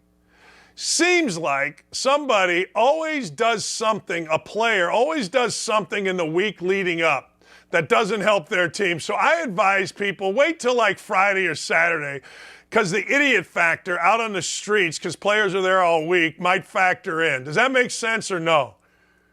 Isn't it weird that it seems to happen every year? I feel like, I don't have the data in front of me to show that it does. But you're right, Dan. Right. Every year it feels like someone does something stupid. Now, the Eagles thing, that was from like 4 years ago, and he's getting charged with it now. It's a very strange case. It was almost like it was the timing. The timing's interesting that he's getting charged with something 4 years old right after the team advances to the Super Bowl. But either way, yeah, I mean, I think you sit back and wait. The law of averages says that someone is going to do something out in Arizona this week, and then that could affect the team's mindset going into the game. Sometimes it does, sometimes it doesn't. But yeah, I think that's definitely something to follow. When you look at this game, what do you see? What do you see going to happen? So it's similar to what happened in the AFC Championship game. Patrick Mahomes is better when pressured, which defies everything you think of with a quarterback. When you blitz him, he's outstanding. When you give him a quick option and he's got to make a quick decision, he's terrific. So the teams that can rush with 4 or 3 sometimes and affect the quarterback and play coverage, they can win. I think the Eagles have that defense. I really do. When you look at their defensive setup, Slay and Bradbury on the outside at corner, their pass rushers, their linebackers can cover. I think it's a team that can play that strategy against Patrick Mahomes and the Chiefs. Now, will it work? I don't know. Patrick Mahomes can beat you when you play coverage as well. But to me, that's the plan for the Eagles going into this game defensively, to try and slow down Patrick Mahomes. For the Chiefs, I think it's containing Hurts. Hurts can beat you with his legs so well. We saw it with what they were able to do against Joe Burrow. That Chiefs defense is very underrated. Chris Jones is playing at an extremely high level right now. So how can they contain Hurts, not let him beat you with his legs, and make him and A.J. Brown, be that connection for them? I don't have a prediction yet, Dan, on what's going to happen. we're going to be out there this week. I'm going to wait to talk to people, see things, sort of let my opinion form over the course of the week. But right now, I really think it comes down to, can the Eagles play that coverage mindset, not really have to blitz Mahomes, and can they be successful doing that defensively? I think they have the personnel to do so. When you look at the Eagles and you look at the Chiefs, just because people always talk about this in the NFL, who has a better roster? I think the Eagles have the better roster. And I honestly don't know that it's that close. I think they have the best roster in the NFL, top to bottom. The Chiefs, let's say the Chiefs a year ago with Tyreek Hill, that's going to change it a lot. I mean, Patrick Mahomes, especially right now with some injuries, he doesn't have great receivers. He's got a great tight end that's a receiver, and Travis Kelce. But look at every spot on the Eagles, Dan. They don't have a weakness. They have the best offensive line in the NFL. They've got a really good quarterback who competed all year for the MVP in Jalen Hurts. They have 2 great receivers in Devontae Smith and A.J. Brown. They've got a great tight end in Dallas Goedert. Defensively, great pass rush, the great corners that I mentioned, good safety play, good linebackers, good kicking game. I mean, with most teams, even in the NFL or even in the Super Bowl, when you have an NFL team, there's going to be a weakness. You can always point to something and say, okay, that's something that's a question mark. The Eagles don't really have that. I'm not saying they're great at every spot, but they don't have a clear weakness, which is very different from every other NFL team. Brady retires. Mahomes has been to like 5 straight AFCs. You mentioned that Mahomes, if anybody is going to challenge Brady, and I'm with you, I don't think they do. Where is Mahomes? Like, let's say he wins this one. I mean, I don't know. You got all these greats. People talk about Manning and Marino and all these different guys. This dude is pretty special. Yeah, well, it's the consistency. So he's 27. He's been to 5 straight AFC championship games. He's hosted all 5, which is just remarkable when you really think about it. Now he's going to his 3rd Super Bowl, so 3-2 in those home AFC championship games. Chance to win a 2nd. This is a big one for him. If he wins 2 at the age of 27, he's on quite the path. to be one of the dominant quarterbacks of all time. I said it before, Dan. I mean, you look throughout, Peyton won 2, but his last one came in his final season with his second team. Marino never won 1. John Elway won back-to-back at the very end of his career. Patrick Mahomes have 2 by the age of 27. And the way guys can play now and take care of themselves and play forever, I mean, he's the one, right? I mean, if we're looking at one guy right now that could be Brady, it's him and no one else. I don't think it's very close. Now, Brady with the longevity, Brady aged 33 to 45. That span of his career is better than most great quarterbacks' entire career. Yeah. So it's going to be tough for Patrick Mahomes to get there. But he does have a chance. I'm with you. Like, it used to be 31, 32, a guy's getting older, but when you see what Brady did, you're like, wait a second. So if I'm Mahomes, I start juicing. You know what I mean? I cut out everything that's worth a damn. You know what I mean? But yeah, I mean, the look, truth of the matter is, go ahead. Well, like, Ken Stabler, right? That's an example. A guy who just did whatever he wanted at night and then showed up and played games. And somehow he did it, but, probably didn't play as long as he could have otherwise. Even Brett Favre early in his career, all the beer he drank, he would talk about, and all the weight he gained and everything he did. I mean, the fact he lasted that long is pretty incredible. It really defies the human body when you think about it, with what Brett Favre was able to do for as long as he did. But those days are over. That these guys just don't do that anymore. They know exactly what it takes to play at the highest level, and they know every other quarterback is doing it. So they all have had this ability now, with what we know about nutrition, with what we know about the aging process. I mean, these guys have extended 5 to 7 years, in some cases, onto their careers. So I think Mahomes is going to do the same thing. Now, the caveat is he could have that terrible injury or a recurring injury that doesn't go away, a la Peyton Manning with his neck issue. And then you're going to have to retire, before you get to the age of 40. But if that doesn't happen, I mean, I could see Patrick Mahomes playing into his 40s just like Brady. My doctor told me, my doctor is a world-renowned guy. He's been the doctor of Indiana basketball and football, but he's been the Ryder Cup doctor, Tiger Woods, any guy athlete has flown in to see this guy. He's a heart specialist. You know what he told me? He did a workup on me, and this isn't about me. This is about the world that we live in. And he goes, look, I'm just telling you, you should live to 100. If you take care of yourself the way modern medicine is and the way we know about things, then based on your numbers, you should live to 100. Now, I like to drink wine at night, and I don't eat the greatest, but I can only imagine what these guys are doing.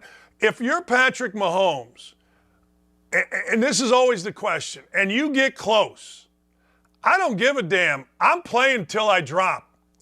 Chad, you got a whole life to live after this. Play till you frickin' drop. There ain't nothing wrong with that. I'm with you. I mean, it's why I'm shocked Brady retired. I mean, he goes through all that.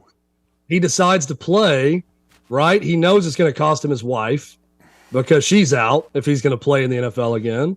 But he goes through with it. He goes through a rough season. They get blown out by the Cowboys in his final game. I'm thinking there's no way Tom Brady, of all people, is going to go out like that, especially when he's got his choice to go and play somewhere else and start somewhere else with a new roster and start that clock again, but also have a chance to compete for a Super Bowl if he felt like he wasn't going to be able to do that with Tampa Bay. Now, maybe he found out his options weren't that great of who wanted him and where he could go, and that's why he backed out. But that's why I'm completely shocked. I truly believe that Tom Brady was going to have to be retired. And what I mean by that is he was going to have to get injured in a way that he couldn't play anymore. I'm not talking morbid or anything. I'm just saying physically he was not going to be able to take the field. And that was going to be the decision would be made for him. If Tom Brady was given the decision, I didn't think he'd ever stop. I thought he was going to play till he was 50. I said it, and I wasn't even joking. I was convinced he was going to play till he was 50 years old if he didn't have that catastrophic injury. So I was surprised last week when he called it quits. I really was. And I'm with you. If you can still do it physically and someone's going to pay you top dollar to do it, take that in any profession. I mean, who's walking away from that? So I don't blame guys that want to try to train or keep their body in shape or play until they're 50. I'm not here to tell people when to retire if someone's willing to pay them to do a job. People said when Phillip Rivers came back for 1 year, why would he come back? I say he's making $25 million in 1 year. Let me just tell you, ladies and gentlemen, that's $2 million a month. Why wouldn't you come back? You got the rest of your life to do whatever it is that you do.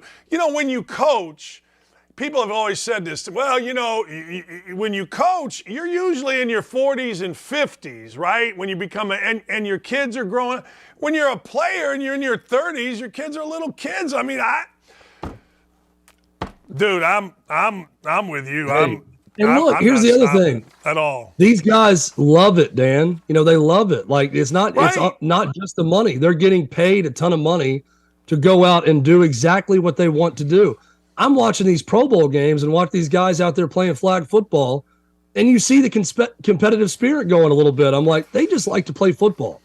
Like it's a good reminder that, they would get in the backyard at the 4th of July barbecue and throw the ball around when they get the chance. They love it. And you can see that twinkle in their eye when they're getting to do what they love.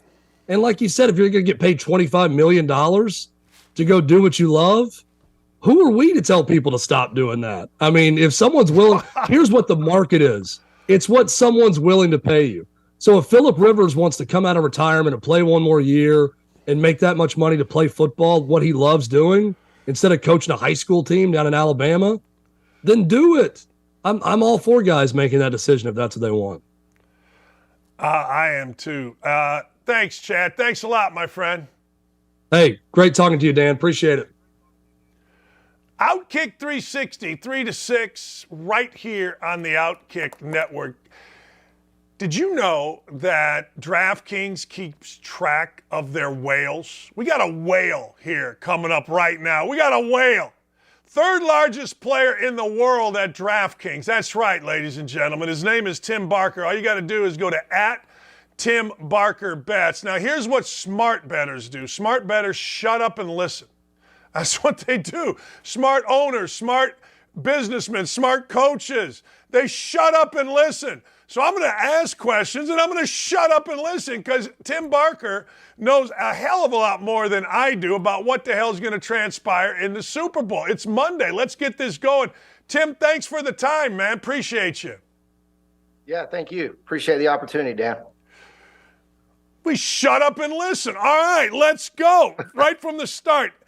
Just Super Bowl as a whole, all the angles. What do you see? How do you see the game playing out? Yeah, so there's two ways this game is going to go, right? It all depends on the health of Patrick Mahomes. And if he's healthy, I see this game potentially being a track meet. You could see a score like 35-31, 31-28. I think it's going to be close either way. Also, the health of his receivers, right? If he does not have his healthy core of guys, Juju, Valdez-Scantling, all these guys that help him get these massive yardage gains during the middle of games as opposed to playing from behind like you've seen them do over the last 4 years to get where they are. 5 straight times in the AFC title game, 3 Super Bowls. I've been at the last 4. 2 of them, you see where he's not himself for 6 out of the 8 quarters, right? And then in the San Francisco game, had it not been for a fourth quarter fast break offense and San Francisco he doesn't have any Super Bowls. So you got to keep that in mind. The Eagles want to get out, run the ball down their throat. The reality is I don't think Jalen Hurts can throw the ball the way that people think he can. I really don't think that besides, you don't have a healthy A.J. Brown, Devontae is probably going to have a huge game in this. So this can play out with a track meet if Mahomes is healthy. It also can play out as a slowed down game where both teams have to rely on short yardage gains, a lot of running the clock. And then you look at, your best play is probably the under. When will you decide? Like I said earlier on the show, like I'm old enough to remember when the NFL's Man of the Year, cornerback name, I think Robinson, gets arrested for soliciting a hooker the night before the Super Bowl. I remember the center, Yeah, center, Falcons, Barrett yeah. Robbins I remember the center for the Oakland Raiders. He had addiction problems. He's gone the night before. Barrett Robbins, I think, is his name. So when do you decide this week what bets you're going to make? Because some numbers go different and some numbers you want to get right now, right? Exactly. I think it all depends. Again, you got to look at Thursday is probably when I get really deep into the numbers as far as prop bets, looking at the way some of these lines swing. I usually don't go any earlier than 3 or 4 days before a game, just because of, like you said, you're going to have some anomalies and some outliers of, health as well as just bizarre situations. There's no telling with what's going on in Phoenix this week what these guys can get into. So I like to look at 3 to 4 days, really start digging in. When you make bets, what have historically been your 2 biggest Super Bowl bets?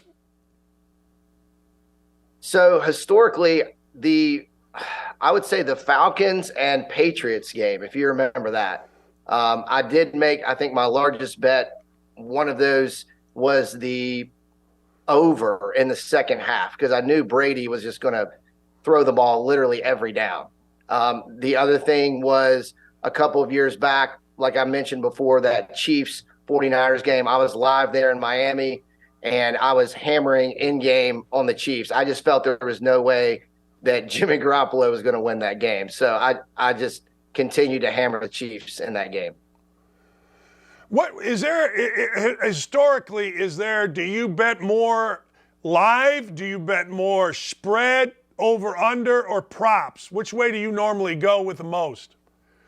That's a good question. I'm not a big prop guy. I'm more of basically taking money lines during games. I'm usually not going to bet spreads during games unless I'm taking an underdog. If I'm taking a favorite during a game, I'm going to take the money line, because there's so many different factors.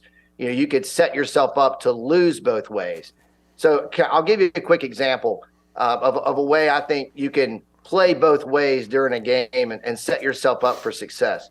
So take, for instance, that Eagles-Giants game a couple weeks ago, right? You saw from the beginning the Eagles were dominating the line of scrimmage. They were just running the ball at will with 3 different guys. That's when live I took the Giants plus 21.5, plus 24.5 during the game, right, for a large amount of money. Then as I continued to see the Eagles blast them, I then took the Eagles minus 14.5, minus 17.5, all of these at even money, right? So then you give yourself a 4 to 7 point window where you could crush it both ways, but you're not losing anything either way, right? But you've got a 4 to 7 point win. So the Giants they had the ball down 24, and I remember these things. This is how my brain works. It's like a catalog of just seeing these things in my mind. But the Giants had the ball 4th and 2, midfield, down 24 with 8 minutes left. If they go down and score right there and they're down 17, and the Eagles come down and do what they're probably going to do, run the ball, 2 first downs, kneel the ball, the game's over, that would have been probably $180,000 win right there. So you got to set yourself up. But I didn't lose anything. I didn't lose anything in the process. Right. I'm trying to tell people, like, guys that say, well, there's a game on TV. I want to watch it, so I got to bet it. I'm like, well, then bet a dime. Like, you know what I mean? Like, but you got to get to where you set yourself up. I don't know. Give me something on college basketball. What do you like in college basketball? And college basketball as well as anybody. This year, beyond all years that I've watched over the last 20, has been extremely hard to consistently win because these teams are just so inconsistent. I will tell you this, where I've seen the biggest benefit for me has been the West Coast, the late night action. I'll tell you this, I would put the Mountain West Conference up against any conference I've seen this year. Utah State, New Mexico, even teams like Wyoming, UNLV, Boise State. I mean, I love some of these teams in the tournament. West Coast has been most favorable. Trying to bet the ACC or SEC week in, week out on spreads right now is take the home team and say your prayers, because I've lost confidence in a lot of these teams that I thought kind of had their act together. This has been a very volatile year for college basketball, I think, with all the transfers and all that goes with it in the last couple of years. One of the things that to your point on the Mountain West, Steve Alford at Nevada and I were teammates, pretty good friends, and I get watching his team, and they were playing San Diego State the other night, and I'm watching, and I'm like, man, they're going to win this game. Nevada's going to win this game. San Diego State was a favorite, and I got the number pretty much as a pick 'em. So my old ass, I'm watching it. I go to bed. Game's about halftime. One of my favorite things to do, because I get up and go to the bathroom 15 times a night, I take my phone into the bathroom and I check. And then when I win, I'm all fired up, right? The West Coast, the West Coast win, I call it. Of course, there's the West Coast lose too. Unicorn Week, what the hell does that mean? So, the first time that I've ever seen something like this, the most popular golf tournament in the United States over the last 5 years, the Waste Management Phoenix Open, I realized this in October, where you have the 4 days leading up to the Super Bowl is also the Waste Management in the same city. Glendale is a 15-minute drive from Scottsdale, but holy cow. I mean, it cannot be any greater of a week for a sports fan, a betting fan in general. I have about 6 different guy group friends. They will go out there together, watch the tournament. I've heard about this for years. I've never made the trip for the Waste Management, but this year, being able to attend both in the same 3-day period is pretty special. So I'm excited about that. I went to the Waste Management. My friend at the Golf Channel, Ryan Burr, we sat right there on whatever the hole is, and it was one of the most fun. And I will tell you this as a single guy. I was married, brought my wife. But if you are a single guy, particularly in your 20s or 30s, there is no better place in America to be than this week at the Waste Management. Now, maybe you got to sleep in your car because, well, prices are so jacked up right now. Yeah. But even my wife, go ahead. I think, luckily, DraftKings is putting me up in some nice accommodations. I have a lot of different friends that are coming out and meeting me at different times. We've got all sorts of special parties and, concerts, all kinds of club activities leading up to Sunday. And, hole 16 you're referring to is just an absolute crapshoot out there. So I've heard and seen videos. I'm excited to experience it for myself. But more than anything, just the whole hype of the Super Bowl with everyone out there and the buzz, that alone for any city is remarkable. And all the times I've been, even during COVID, when I was in Tampa, was still spectacular, and half the city was shut down. So it's still an awesome experience, and I'm looking forward to having both kind of back to back, and also being able to get all of the inside intel that you can get just being in the city, seeing a lot of the things you talked about, knowing the health of the players. You run into all sorts of people, and when you're at some of these events, I'll be at Sports Illustrated Saturday night, you run into Hall of Famers. And I remember last year I was with the Buffalo Bills reunion team, standing there with Darryl Talley and Bruce Smith. I mean, partying with those guys that's an unbelievable experience. So I'm pumped up. Yeah, I'm looking here. I'm only silver rewards on DraftKings. I got to start betting my face off. I got to get involved here. I got to get you to the Onyx level, man. Get you to the Onyx level, man. I know it. I know. Pro tip, be careful. Walking down the path, if you've never been to the Waste Management, when it's unbelievable, but it's stadium golf, so there'll be guys and girls on the side of the hill. And as you're walking, because golf tournaments, you walk a lot, if they will start yelling at you, black shirt, which means you've got to take a knee and shotgun whatever drink that you have. So just a pro tip. unless you're really wanting to get hammered, it ain't bad to walk around when you see, because I'm telling you, I saw a girl get pulled over by a cop walking. He walked, grabbed her, said, ma'am, I need to see an ID. I've seen a freaking guy have the shotgun, a beer this big. It's a freaking party. You're going to have a blast. Thanks for coming on. I appreciate it. My friends know that is not my forte. So I will make sure I choose my walking steps very wisely over the next couple of days. Right now, inside, you're like, yeah, that's a bunch of crap. But I'm telling you, on Monday, you're going to be like, I believe you. That bald-headed fool, he kind of nailed that one. Thanks, Tim. Appreciate you, man. I love it. Thanks for having me on. Appreciate it. My pleasure. Hey, look, go to DraftKings. Let's just not even mess around. I mean, I'm a silver status. I need to get going. I need to get to a party. Come on.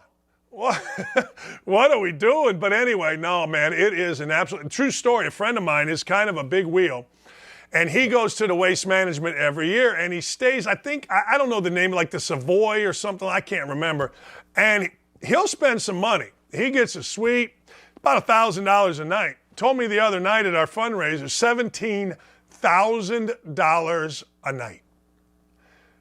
That ain't me, baby. That's like oil money. You know what I'm saying? That's like Biden crime family money. Speaking of Biden crime family, I got stock up, I got stock down. And in my stock up, another father that can't handle stock down, another father that can't handle his son's success. What a shocker. One of the great, not good, one of the absolute great performances I've seen all year in college basketball by a guy that absolutely does not look like he should be putting on a great performance. We'll be right back. College football's in trouble. There's a lot of people trying to keep it from happening. I think it's a general consensus across the college football landscape. We want to play football. College football is a huge part of the fall. It's a huge part of Americana itself. It just really felt like people in the country needed college football to just feel a little sense of normal. Well, big news from the Big Ten as the conference releasing its 10-game football schedule. We go home thinking there's going to be practice the next day. Everybody gets a text, stay home, everything's canceled. Big Ten fall football season has been canceled. We just believe collectively there's too much uncertainty. I guess what I'm trying to understand, though, Kevin, is that was the same position you had 6 days ago. The Big Ten is an unmitigated disaster. There was a ton of confusion. There was presidents saying one thing, there was coaches saying another. Players had to be silent, coaches had to be silent, ADs had to be silent. People said, how does what you just did make any sense? And nobody really knew what the heck happened when they voted to cancel the season. You make this huge historical announcement, and then Kevin Warren never does a press conference to explain it. It was like a masterclass in how not to handle a crisis. The word really that was lacking in all of this is transparency. It felt like a lot of stuff was happening behind closed doors. Even today, we still don't know what occurred. So you don't tell us parents, that's fine, but you're not telling the young men that it affects. We have to make a decision to save the season. What about the history books? What about the rivalry games? What about Paul Bunyan's axe? How is that not going to go to a team this year? This is a failure of epic magnitude. The Big Ten presidents and leaders should be held accountable for the disastrous decisions that they're making. Then the commissioner doubles down, saying his decision will not be revisited. And that's the point. It felt like a war was declared on the Big Ten and Kevin Warren. Everything turned political. Because if this is medical, then you would have stopped the game of football a long time ago. I think the Big Ten leaders will tell you that they probably made a mistake in hindsight. If I had the chance to do it all over last year, I would make the same decisions that we made.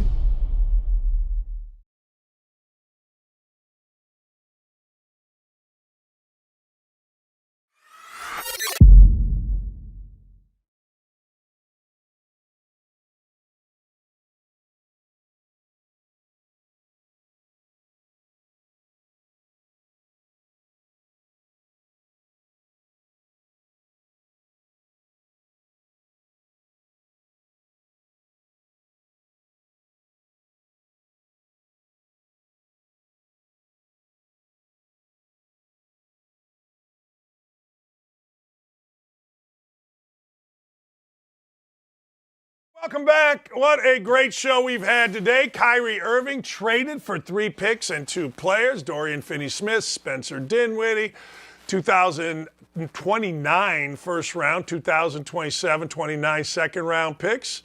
Irving can become an unrestricted free agent this offseason, so Irving is going to go in, destroy a team, and then get out. Good for Kyrie Irving. Bad news, Steph Curry out until after the All-Star break. Good news, Indiana University went and whooped up on Purdue, not only in men's basketball, but also in women's basketball. So life as we know it is right again. Thank goodness. Yes, Indiana rushed the court. Stop it. Rush again. Rush it Tuesday night. If you don't like court storming, you don't like fun. I like fun. I'm the king of fun. Nobody's more fun than me. And a special shout out to Mike Vrabel, the head coach of the Tennessee Titans. Mike Vrabel donated a bike to our fundraiser this weekend. My friend Tom Jolly bought the bike for $700. That $700 pays for 3 bikes. He also is donating the bike back. That means 4 bikes for 1. Mike Vrabel, you rock. You're awesome. Thank you. Let's go with a little stock up. Keishi Tominaga. Look at him here. I'm going to show you a picture of him. Look at this man here. He, ladies and gentlemen, went at Penn State yesterday. I mean, he's 5'0", weighs no pounds, looks like he's 10 years old, and he went and dropped 30, ladies and gentlemen, 30 on freaking Penn State. Now, he did it in such a way where it was like, my God, he's kicking their backside. He hit step backs. He hit 3. He hit every single shot that you needed to hit. Now, they say he's 6'2", 175. No, he's not. No, he's not. He averaged 10 points a game coming in. He dropped 30. And I got to tell you something else. Shout out, too, to Fred Hoiberg's son, Jack. That dude played his brains out as well. You're daggone right they did. Penn State has a coach, Micah Shrewsbury, that I really like, but they have an assistant coach named Brian Snow, who is the world's biggest jag. And so while I root for Micah, I don't root for Penn State and Brian Snow. But this guy kicked their backsides. And he did it in such a way that I couldn't take my eyes off it. He was terrific. He was absolutely, positively terrific. Jake Haener is the MVP of the Senior Bowl. He's quarterback out of Fresno State. Now, I got to tell you, I don't know what that means. I don't. I'm sorry. I have no idea what that means. That may mean he has bumped himself up to first-round pick. That may mean nothing. That may mean they say, hey, look, we don't care. But I'll tell you something about Jake Haener. He came to the Senior Bowl to prove something. I was reading about the kid, and you know what he did? He proved something. He's 23 years old, a little bit older quarterback. He's only 6'1", 200 pounds, played at Fresno, had a good year. Good enough to get himself invited to the Senior Bowl, 20 touchdowns, only 3 interceptions, 4th in the country. He's a guy that's accurate, so what does he do? Hey, comes to the Senior Bowl and gets some things done. I ain't mad at it. And now, in the world that we're living in the NFL, when you look at, well, a third-round pick, Jalen Hurts has led his team. Brock Purdy, assuming he didn't get hurt, maybe he's there instead of Jalen Hurts, and he was Mr. Irrelevant. Now, I got to believe if you are a smart general manager or a smart coach or, a smart scout, you're looking at Jake Haener going, wait a second, hold on. Hold on here. We're going to take a look at this kid. I think in previous years, they might have blown him off. Well, you need a great, great, great quarterback to win. Maybe you do. But I tell you what, this dude here came out, showed out all week, and from my people, and I talked to a number of people at the Senior Bowl, said they don't know if he's an NFL quarterback, but they know he's a great dude, and he's probably going to get himself a chance. You know who the happiest NBA people are? You know who the happiest right now in sports? Can I tell you? right now. They're going to act like they're not because their brother, Kyrie Irving, left. But the Brooklyn Nets, look, they weren't going anywhere with Kyrie Irving. They were going nowhere. But if you are a Brooklyn Nets player, stock up. Why stock up? Because you don't have to deal with Kyrie Irving. Because you don't have to deal with the day-to-day stupid of Kyrie Irving. Kyrie Irving was day-to-day stupid at Duke. Kyrie Irving was day-to-day stupid after he hit a shot in Cleveland. Kyrie Irving was terrific in the playoffs. Oh, man, I watched him against the Pacers. He was absolutely fantastic. He's an uber-talented player. He might be, ladies and gentlemen, the best finisher around the rim I've seen since Isaiah Thomas for a guard. He's nowhere near Isaiah Thomas. Now, people can say, well, his handles, man. No. Isaiah Thomas's toughness set him apart of everybody. But Kyrie Irving's a nice player. But stock up to the boys of actually the boys and girls, because I guarantee you their front office are tired of Kyrie Irving too. Here's what they did when they heard the news. Oh no, we're going to miss him. He's great. Anyway, stock down. The cast of fools that surrounds NBA players is legendary. It's absolutely legendary. Make no mistake about it. Nobody, and I mean this sincerely, nobody has more fools than NBA players around them, but it's just odd that those fools include a father. Like when you're a father, you're supposed to be the voice of reason. Did you ever see the show Ballers? The wide receiver's dad was a crazy man, but he was always the voice of reason to Denzel Washington's son, the nutty wide receiver. You're supposed to be that, not be the guy that's trying to get all the hype. So John Morant's daddy and the cast of fools get into a big-time hassle on January 29th, apparently on the loading dock, with the Indiana Pacers and their staff. Now, that escalates, reportedly, to Ja Morant in a SUV slowly going by, shining a red dot at certain Pacer individuals. Security guard for the Pacers said, yeah, it was clearly on a gun. Now, everybody in the NBA is doing their thing, right? No, it couldn't be. We've done, no, you haven't. John Morant's brother has been banned from their arena for a year. Now, let me ask you a question. What kind of idiot do you have to be the brother of the face, the young face of an NBA franchise to get banned from your arena? Maybe point a gun with a red dot. Here's some video. What do we got here first? Let's go to Colin Z. Cody. See what he's got to say. There's a report in The Athletic about an incident after the Pacers game that involved acquaintances of Ja. Have you had the chance to see it yet? And have you guys had any team discussions about any of that? Yeah, I mean, that was addressed internally, aware of the investigation of the NBA, did a full-on investigation. We were fully compliant with it, and I think they came out with a statement saying nothing was corroborated or found. So, that's what I know, and that's all I'm going to comment about.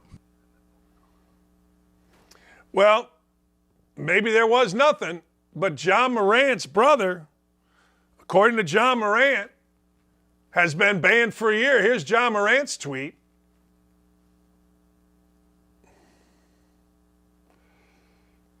Did an investigation, seen they were capping. Still, let an article come out to paint this negative image on me and my family and ban my brother from home games for a year. Unbelievable. Wait a second. So, a negative image was painted for you and your brother was banned for a year? Let me see if I understand this. So nothing happened, but somehow, some way, in the most backside kissing league, the most woke league, the most player-friendly league, there is no discipline in the NBA relative to players. None. Zero. Players can do whatever they want, to whomever they want, whenever they want. And that includes ex-players like Tim Hardaway using a rape analogy on the air and nothing happens. So you're telling me, let me just get this straight.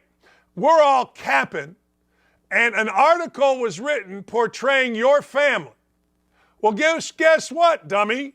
Your family, i.e. your brother, got suspended from home games. Your home games for what? Nothing? For being an idiot? Or he wasn't an idiot? Look, you got to understand the NBA media. Nobody wants to be part of the scene, part of that life, like NBA media guys.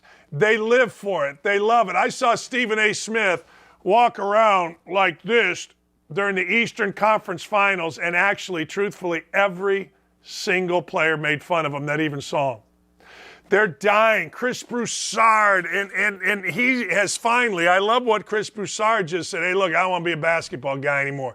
He wants to expand. Good for Chris. These others with The Athletic and ESPN, they want to live the life, baby. Oh, do they want to live the life? They want to go to the parties, hang with the rappers. They're not going to cover this. Imagine making this up. Imagine saying, you know what, we had a hassle here. And, all right, what are we going to say today? Let's just say, an Escalade came by and pointed a laser at us. Yeah, let's all say that. I know some of the Pacers security guys. I don't know which Pacers security guy actually said this, corroborated it, but I got to tell you, I have to tell you, they ain't liars. They ain't liars at all. They're the farthest thing from liars, these guys. They ain't just making this up. And the Grizzlies, again, in America's most chicken blank league to discipline players, aren't suspending a superstar, and he is a superstar's brother, for doing nothing. John Morant's dad's an idiot. I've seen enough of John Morant's dad to know, look, you're a dad. Sit your ass down. You couldn't play dead. You couldn't play a lick. Your brother couldn't play a lick. Let your son go and do his thing and get out of the way. Quit wearing your shades, arguing with people on the sideline. Quit talking trash to other teams' players. You're someone's father that couldn't play. Shut the living hell up. Because it ain't over. I tell you all the time, it's always the same people. What did we have 2 weeks ago? Shannon Sharp acting a fool with John Morant's people. Acting a fool. Shacking a fool. All right, we got one more. Brendan Don, we got one more on John Morant.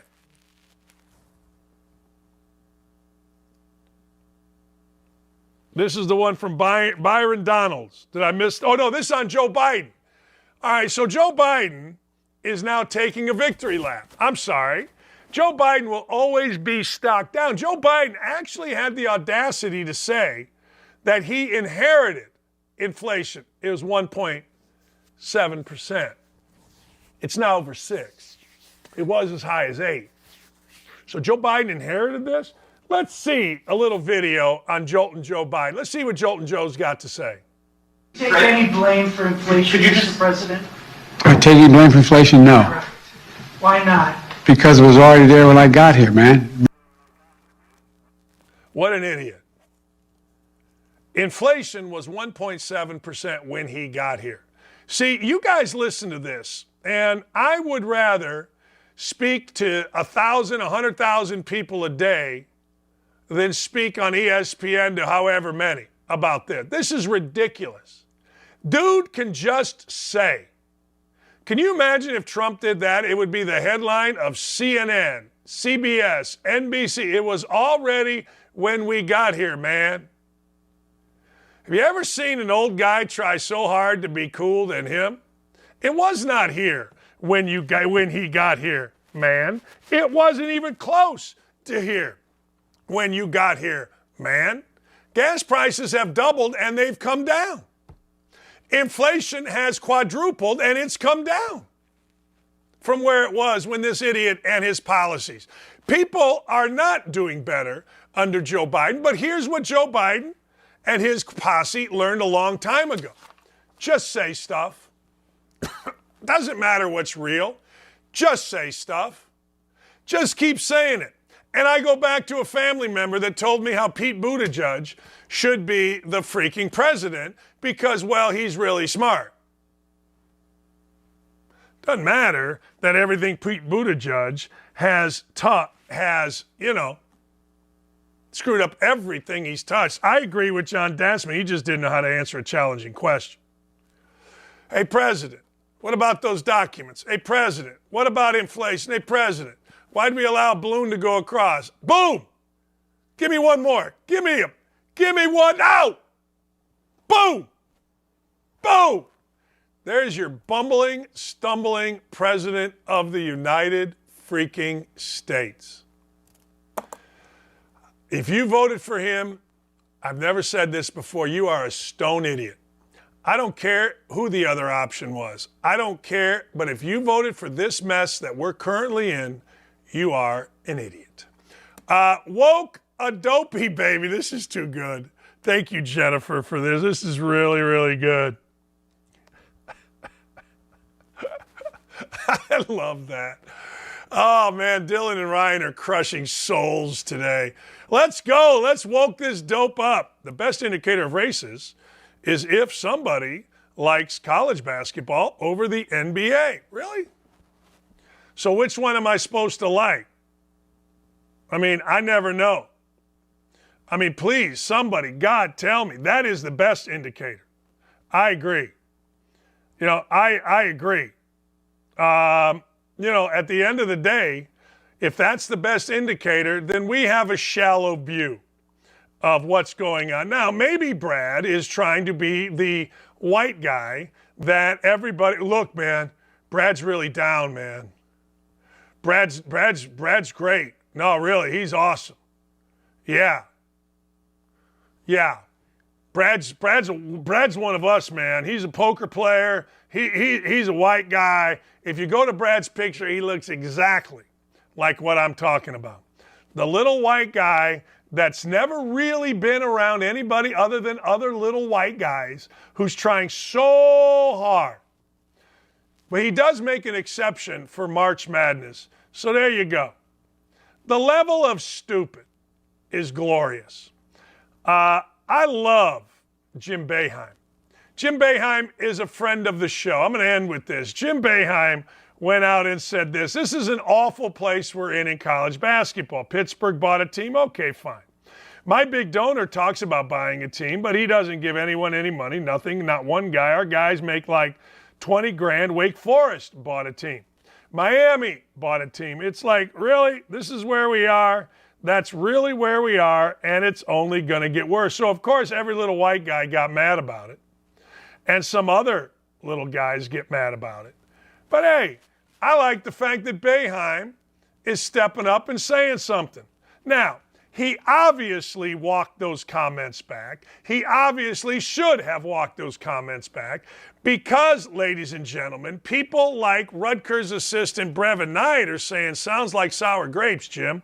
Next time, ask Jim Boeheim how many teams he bought before NIL was legal. Don't throw stones in glass house. Remember, you've been coaching a lot of years, and I know a lot of us who got paid. And, of course, every little white guy responds under there. It's like when our buddy Greg Doyle wrote the hateful racist piece on, keep that up, that's a good picture, the hateful racist piece on Tony Dungy. First response, every little white media member. Dan Wolken and the rest. It was like a Klan meeting of Twitter agreeing with a racist piece on Tony Dungy. Look, I don't know whether Jim Boeheim bought players back in the day, and I don't really care. I like the fact that Jim Boeheim is speaking up. I sent him a text. I said, right or wrong, I don't care. Doesn't matter. I like content, and I like Boeheim speaking up. Should he have spoke up? I don't know. If he feels that way. He then said, I'd like to clarify the remarks I made in a conversation I had with a media member following our game Saturday night. I apologize to the schools I mentioned. I believe the ACC member institutions are in compliance with the NCAA rules governing name, image, and likeness. It was not my intent to imply otherwise. All right, there you go. So he apologized. Now, we're going through something here in Indiana. Our little guy Greg Doyle sent a tweet last night. Deleted it quickly. It was not great. But how are the Indy Star going to handle it? Because, well, Jim Boeheim, maybe he gets the opportunity to apologize and maybe it's over. I don't know. Certainly Tony Dungy didn't get that opportunity as an African-American man, the Indy Star, and Doyle went at him and went at him hard over a deleted tweet. Matt Galincic, who is the editor, sports editor of the Indy Star, made a big deal about leadership when Zach Edey took the mic from Braden Smith. Well, let's see what kind of leadership Matt Galincic has when his star reporter, in fact, Doyle had told me about 2 months before he wrote a hit piece on me that if not for him, the Indy Star would not operate. That is a quote, cease to exist is the actual quote. Well, let's see. Or are they just trying to hide and hope it all goes away, which it will. But I'm just curious, if we're going to go and do hit pieces on folks over tweets, Tony Dungy's deleted tweet, shouldn't they stand up? Shouldn't they apologize? Shouldn't they acknowledge? Or delete and just go away? Dungy did not have that luxury. No normal citizens have that luxury, at least normal citizens like me or you that are in the public eye. We don't have that. Only media does. The worst among us can tweet awful stuff, delete it, and you're not going to hear a word about it. It's the way the world works. Can't fight it because isn't the mantra, hey, look, don't fight people that buy ink by the barrel? I guess I haven't learned my lesson. Curious what Matt Galincic, Greg Doyle are going to do, what going to say, or are they just going to let it go? My guess, you won't hear about it on Indy Radio. My guess, you won't read about it anywhere else. But I'll be curious. Is leadership only for 18 to 22-year-old athletes, Matt Galincic, or is it for everybody? Yeah, I don't know, but man, Tony Dungy certainly did not get any kind of grace from a very racist article by a paper that you got to ask, what are they really about? And certainly a writer that you have to ask, what's really in his heart? We're going to be back at it tomorrow. We're going to be back at it all week. It's Super Bowl, baby. You know what's great about today? I didn't like it yesterday, but I like it today. Coming up tomorrow, Tuesday. I like the fact that the AT&T Pebble Beach Pro-Am got rained out. So now the final round is going to be on today, which means this guy's going to get his work done, take a bunch of money downtown to the Sports Corp that we raised the other day, and then come back, sit on my you-know-what, and watch me some of the golf. All week, I'm going to give you prop picks. All week, we're going to have the best guests. Dungy may be joining us. Hopefully he is, and he can address the incredible racism that he faced, not only by a deleted tweet by the Indy Star and Greg Doyle, but he could face the incredible racist that he has come and overcome, ladies and gentlemen, throughout his entire life. All right, I dug the flag football. I dug the women's game. I thought it was great. We did, ladies and gentlemen, have a poll today, Manning or Brady. I love the fact that Ken Sterling made a case for Brady, or Manning, but there ain't no way in hell anybody outside the greater Indianapolis area, no way anybody takes Manning over Brady. Do yourself a favor. Enjoy the rest of your day. Tell your friends and come on back here tomorrow. We'll see you.